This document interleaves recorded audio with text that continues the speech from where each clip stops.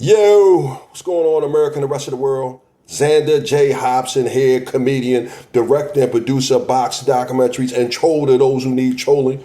This here is another episode of Hell for Leather News, the sports edition. And you know what? In this edition right here, I want to talk about the late, great Dwight Muhammad Qawi, formerly known as Dwight Braxton. We lost this man Friday, July 25th. And it just now came to my attention. And I'm horrified because I grew up on guys like Dwight Muhammad Qawi. As a matter of fact, I'm going to call him Dwight Braxton from here on out. Dwight Braxton was the former light heavyweight and cruiserweight champion. He won the title against Matthew Saad Muhammad. Matthew Saad Muhammad, one of the Philly greats. But you know what?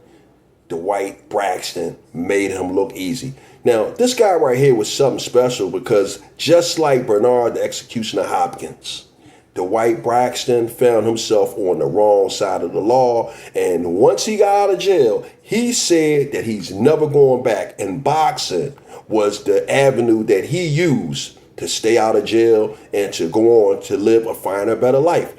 This man right here had a lot of great fights. Again, 2 fights against Matthew Saad Muhammad. He had that fight against Michael Spinks. He had another slugfest with Leon Spinks, and he also went up against George Foreman. And you know what? My guy, Nate Mr. Miller, even got in that ring with Dwight Braxton. But at the end of the day, this guy was something special.